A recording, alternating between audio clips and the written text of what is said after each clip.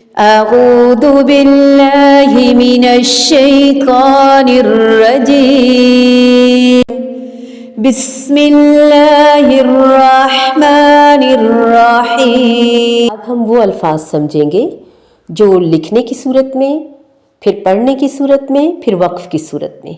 यानी जो इनकी लिखने की शेप है वही इनकी वक्फ़ की सूरत में भी शेप है। पढ़ने में, रवां पढ़ने में डिफरेंट है। ये हम इंशाल्लाह समझ लेंगे और डिफरेंशिएट करेंगे।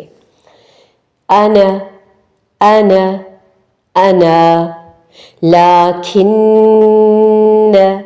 लाकिन्न लाकिन्ना,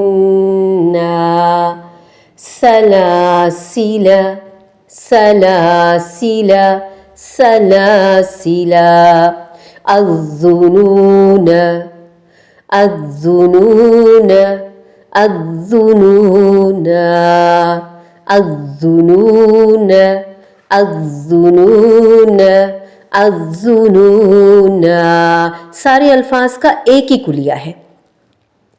अर्रसूल अर्रसूल अर्रसूल, अस्सबील अस्सबील अस्सबीला। मुझे शक होता है कि पता नहीं मैंने ज़बर पढ़ी है या अलिफ मद्दा किया है, तो ये अब आपको क्लियर होना चाहिए।